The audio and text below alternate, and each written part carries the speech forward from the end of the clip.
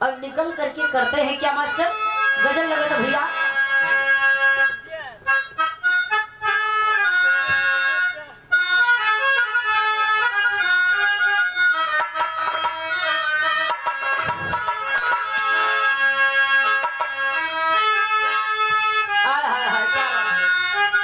किसी शराबी को दावत मिली है,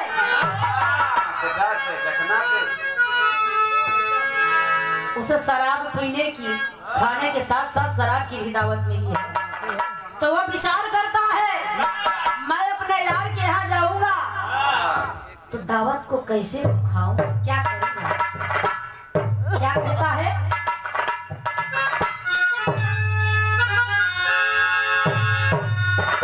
तो आज पीने, तो आज पीने की दावत है यारो। पत्ती कम हो ना पाओ,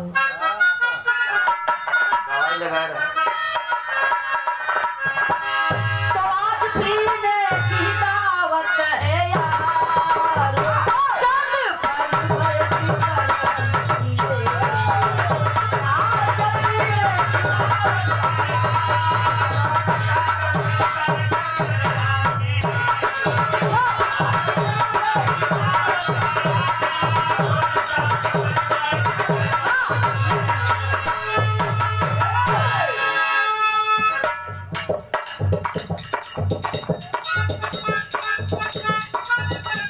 देखिए हमारे कवि जी, हमारे गुरु जी, आज उन्हीं नाम मैंने बता ही दिया था शुरुआत में ही, फिर भी एक बार फिर से पूजनीय कवि जी आदरणीय श्री गुरु शरण कवि जी, जो कि लुधियाना में अक्सर रहते हैं।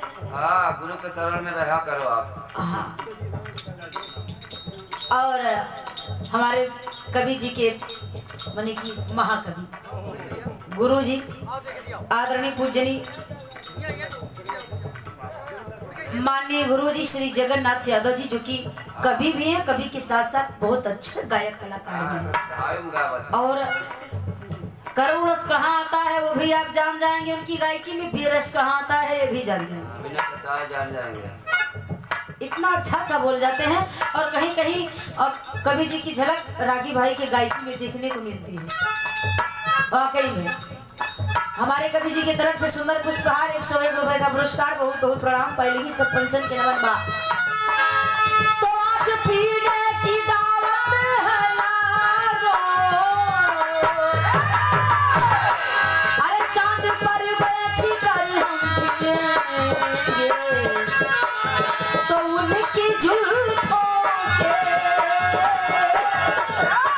अरे उनकी जुल्फों के साये में हंसी उम्र भर हम जिए मरेंगे उनकी जुल्फों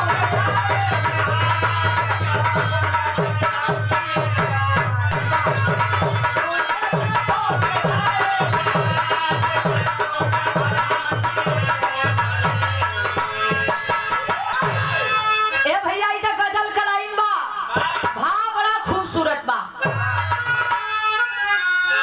लक्ष्मण महाराज कमरा से बाहर निकलकर और रिमझिम सावन के फुहार का आनंद लेना शुरू कर दिए।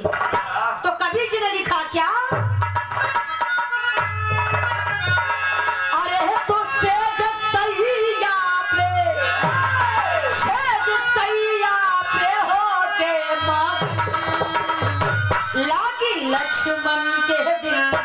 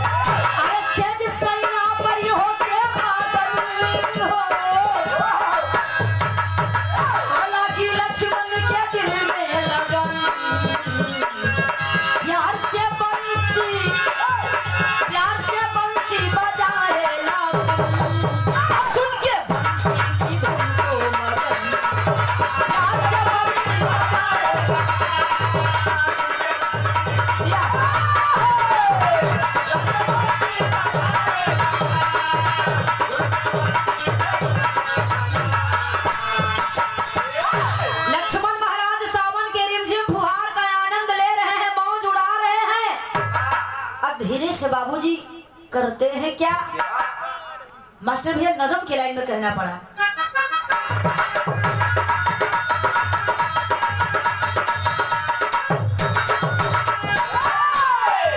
बजा के बंसी हो,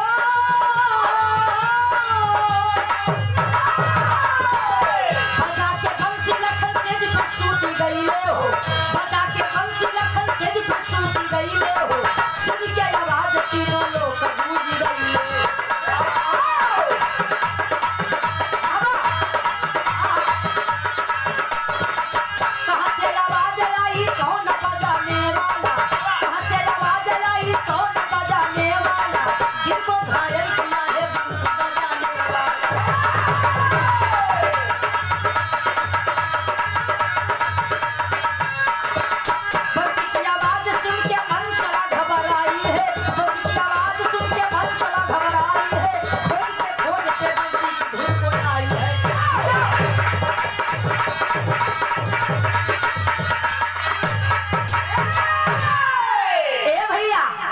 लक्ष्मण महाराज भीतर गईलन, बांसुरी उठाए और फिर बाहर निकल करके बांसुरी बजाना शुरू कर दिए। अयोध्या में बांसुरी कौन बजा रहा है? प्रभु राम के भ्राता लक्ष्मण बांसुरी बजाना शुरू कर दिए। इतनी मधुर बजा दिए, बांसुरी की मधुर आवाज तीनों लोग 14 भुवन में गूंजने लगी। बांसुरी की आवाज गूंजते गूंजते पहुंची कहा इंद्रलोक में। इंद्रलोक की अप्सरा जिसका नाम मंचला है। और जब बांसुरी की आवाज तीनों लोग 14 भुवन में गूंजने लगी तो सब परेशान हैं। इतनी सुंदर मधुर बांसुरी तो जीवन में कभी नहीं सुना। आखिर ये बांसुरी की आवाज आ कहां से रही है? टेरी लगा था भैया।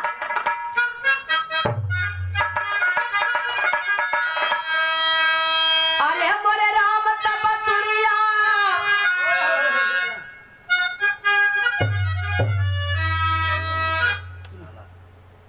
घरैया मलकिन चला बिन घर नहीं घर भूत का डेरा, घरैया मालिक मलकिन। अरे वाह, पुरान बिरहा का बहुत सुंदर गायक कलाकार है ना। बहुत बहुत सम्मान प्रणाम बा। पूरा लाइए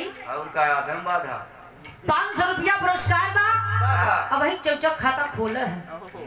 ए भैया बहुत बहुत प्रणाम, सब पंचम की नमन बा। अरे मोरे नाम तपसुरिया कवन देश में बजी, तीनों लोग 14 भुवन में सब ढूंढ रहे हैं। क्या खोया हुआ कोई सामान नहीं खोज रहे हैं, बांसुरी की आवाज को ढूंढ रहे हैं। आखिर ये बांसुरी की आवाज आ कहां से रही है? अरे मोरे नाम तपसुरिया कवन देश में बजी, बिरही तान सुना के हिया में भड़कल हो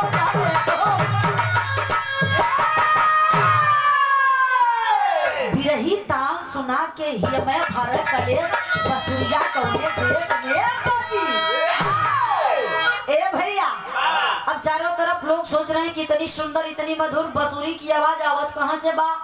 लेकिन यह बसुरिया की आवाज जब इंद्रलोक में पहुंची, इंद्र दरबार में, तो इंद्रलोक की सबसे खूबसूरत अप्सरा जेकर नाम मंचला बा, मंचला के कान में बांसुरी की आवाज पड़ी बाबू। तो बांसुरी की आवाज पर उसके पांव अपने आप थिरकने शुरू हो गए।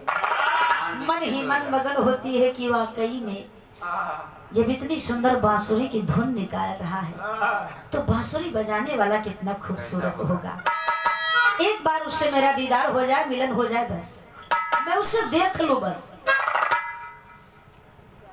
यही ठान लेती है कि कुछ भी हो जाए, ये जहां से भी बांसुरी की आवाज आ रही है, मैं बांसुरी की धुन पर बांसुरी बजाने वाले को ढूंढ निकालूंगी।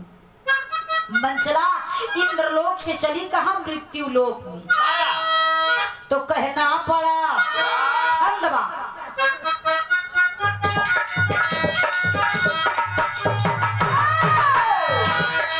तपस्या से चले ललिता की तपस्या से चले ललिता की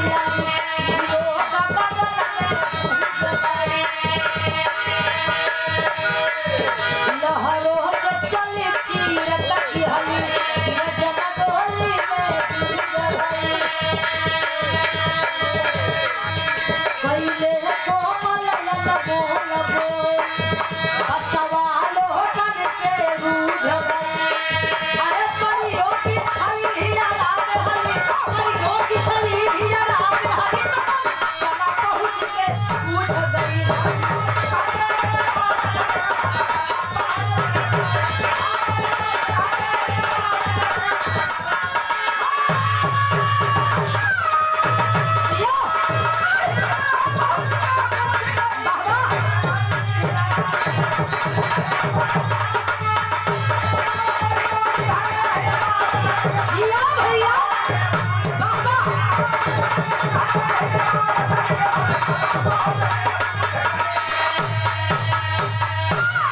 परियों की छली हियरा में हली मंचला पहुंच के बूझ गई। ए भैया मंचला मृत्यु लोक में आ गई। अब मृत्यु लोक में सोचत बा कि हम बसुरिया बजावे वाले की ढूंढी कैसे।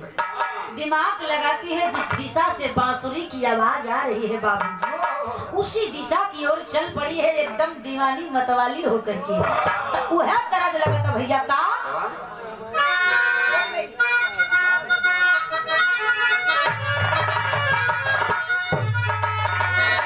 के हमारे गुरुजी परम पूजनीय बिहार बक्सर वाले श्री ओम प्रकाश सिंह यादव जी बड़ा मठार के गावले। अरे गोरी गईली पियावा के दे ता गोरी गईली पियावा के दे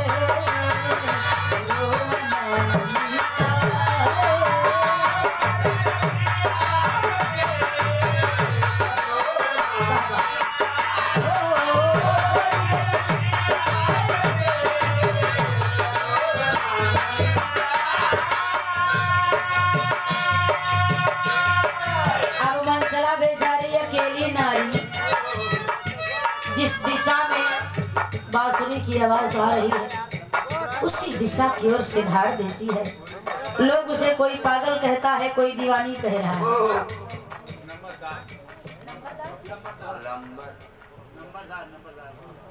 नंबरदार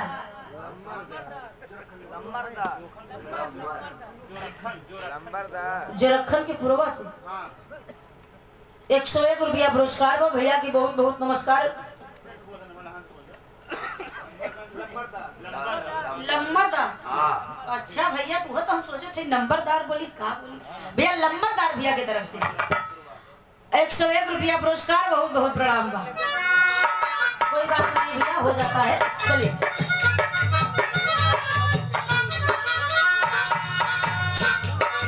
जैसे जैसे मंचला का कदम बढ़त बा वैसे वैसे बेचैनी बढ़त बा। अरे मंचला के जिया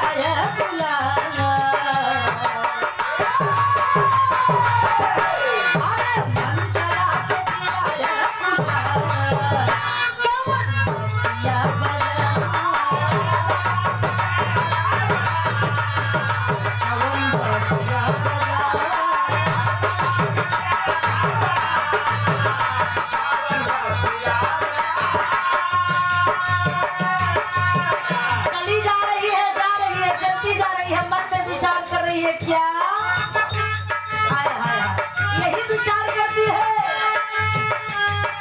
बसिया के छोटा हमारा दिलवा पे लागत बा भवन मीर मोहिया बस मेरा बजाओ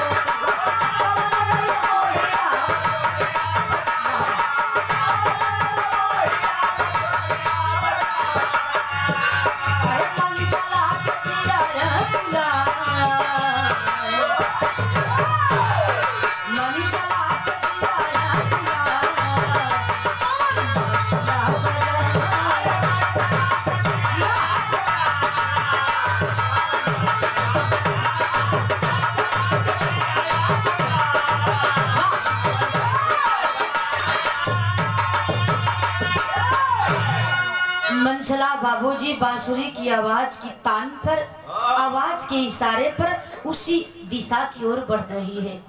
और धीरे धीरे पहुंची कहाँ अयोध्या में। और जब अयोध्या में पहुंची अयोध्या में पता लगाते हुए जब प्रभु राम श्री राम के महल में पहुंची जो ही महल के सामने पहुंची बाबू उसी क्षण बांसुरी की आवाज आनी बंद हो गई। जब बांसुरी बंद हो गई तो मंचला आवाज अब तक तो मैं बांसुरी के इशारे पर आई, अब बांसुरी की आवाज भी आनी बंद हो गई। अब मैं उस बांसुरी बजाने वाले को ढूंढूंगी कैसे। लेकिन कहते हैं कि जब वो किसी प्रतिज्ञा को ले लिया जाए, दृढ़ निश्चित कर लिया जाए कि नहीं मुझे उस मंजिल तक जाना है, अगर आपने ठान लिया है तो आप हर हालत में जाएंगे, पहुंचेंगे। मंचला विचार कर गई जैसे यहाँ तक आई हूँ बांसुरी वाले से बगैर मिले नहीं जाऊंगी। छिपके छिपकाते बाबू अप्सरा तो थी, शक्तियां भी थी। छिपते छिपाते दुल्हा राजा का मौसिया 101 रुपया पुरस्कार, बहुत बहुत प्रणाम बा मौसिया जी की तरफ से, सब पंचन के नमन। भैया श्री संतलाल महाजन खबरिया से 31 रुपया पुरस्कार बा, बहुत बहुत नमस्कार बा। ए भैया मंचला छिपते छिपाते पहुंची कहाँ? ठीक लक्ष्मण के कमरा के सामने। और जब लक्ष्मण के कमरा के सामने पहुंची बा तो देखत बा का मोहारी के झांकत बा। तो झांक के भीतर क्या देखी बाबू? सेज है और सेज पर लक्ष्मण जी लेटे हैं, गहरी नींद में सो रहे हैं और होठों से बंसी लगी हुई है। समझ गई, इसका मतलब यही वो मनुष्य है जो बांसुरी को बजा रहा था। सोच गई, जब ये इतनी सुंदर बांसुरी की धुन निकाल रहा था, बांसुरी बजा रहा था, तो क्यों ना इसे करीब से देख लो, आखिर इसकी बजायकी में ही सुंदरता है या ये भी सुंदर है। अंदर प्रवेश करके गई, कदम बढ़ाई, लक्ष्मण के पैर के पास गई तो देखती है क्या, चेहरे पर नजर गई। चेहरे को देखते ही तो बाबू मोहित तो हो गई। हाय हाय, वाकई में जो स्वयं इतना सुंदर हो, उसकी सुंदरता का मैं क्या वर्णन करूं। मोहित हो जाती है, अब मोहित हो करके पंचो 16 श्रृंगार करती है। मास्टर भैया तरज बदल गया।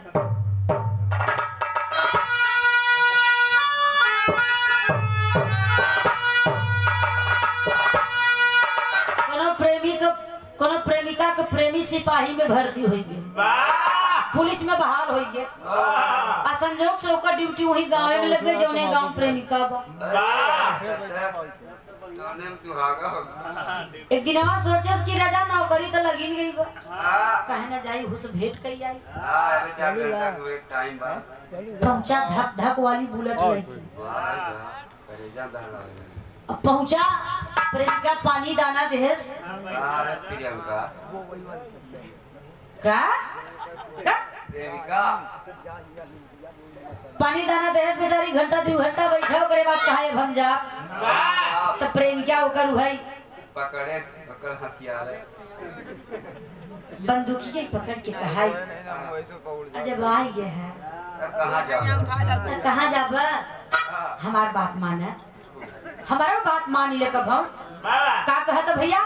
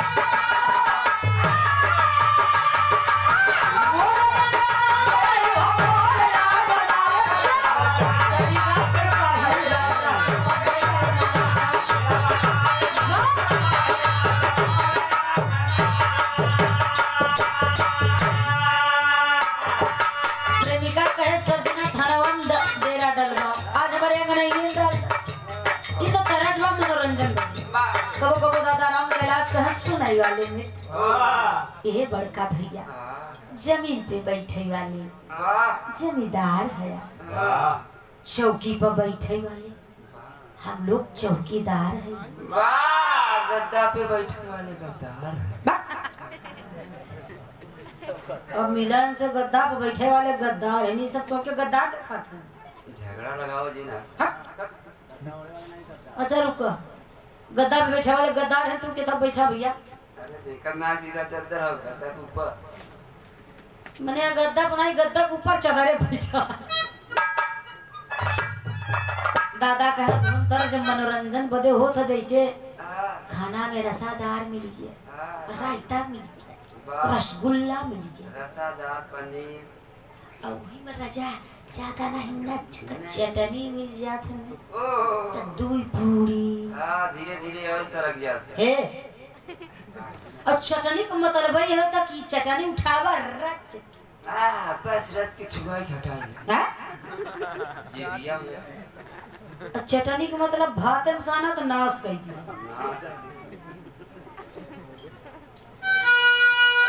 बहुत स्पेशलिस्ट बना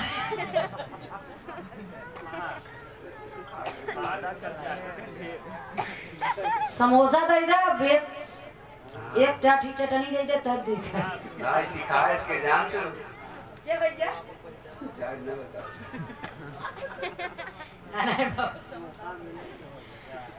ए भैया तो धुन तर्ज मनोरंजन के लिए होता है ताकि आप लोगों का मन बदलता रहे और कहानी पर ध्यान बनी रहे। मनसला लक्ष्मण को एकाएक उठाने चली, उसके दिमाग में बात याद आई कि हिंदू धर्म में लिखा गया है, कहा गया है कि सोते हुए इंसान को एक झटके से नहीं उठाना चाहिए। जैसे कि पहुंचा कि सोवा तक झटके भैया उठा यार, ऐसे नहीं उठा तेरी मई उसे ऐसा उठाइए कि वो झटके से ना उठे। पहले इसको प्रेम से उठाना चाहिए। मनसला कदम पीछे लेती है, सोरह श्रृंगार करती है और सोरह श्रृंगार करने के बाद बाबू लक्ष्मण की जगावत अब कहो तक का भैया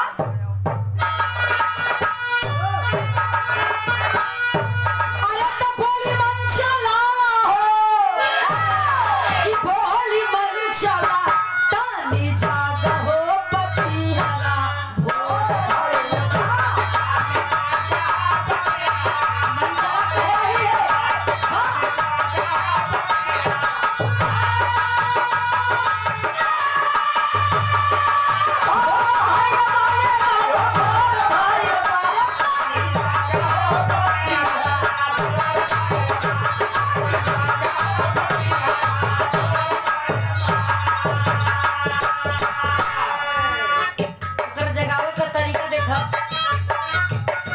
चूड़ी बजावत कबो पायल बजावत तो यही काने के सामने, लेकिन बाहर लक्ष्मण महाराज कोई असर नहीं है, हिलत भी नहीं हुआ। बसवा के बसिया